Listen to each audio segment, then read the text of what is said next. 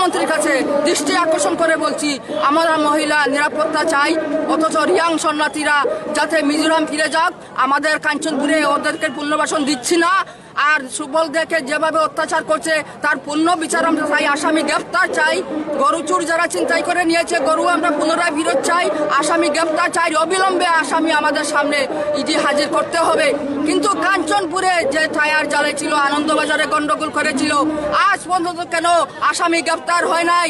বাঙালি যারা শরণার্থী হয়েছে তারা কেন আজ পর্যন্ত পুনর্বাসন দেওয়া হয় নাই? তাই রাজ্য সরকারের কাছে পুরা প্রতিবাদ জানাইতেছি, পুরা আমরা মহিলাদের নিরাপত্তা চাই। মুখ্যমন্ত্রীকে দৃষ্টি আকর্ষণ করে বলছি, এই যে আমাদের বাঙালির উপর আক্রমণ হয়েছে সেই পুরা ক্ষতিগ্রস্ত আমাদেরকে দিতে হবে। আর সুবল দে যে আক্রান্ত হয়েছে উনার পরিবারের দিকে যাতে দৃষ্টি আকর্ষণ করেন।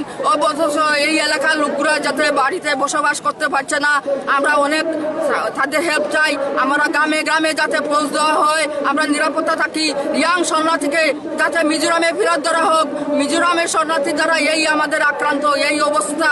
কিন্তু আমরা তো মিজোরামে যাই নাই, তাদের উপর আক্রমণ করে নাই, তারা জায়গা জমি আমরা দখল করে নাই। কেন ওরা ত্রিপুরাতে আসবে, কেন ওরা ত্রিপুরাতে জায়গা দিবে, সেই বলে আমার বক্তব্য শেষ করলাম।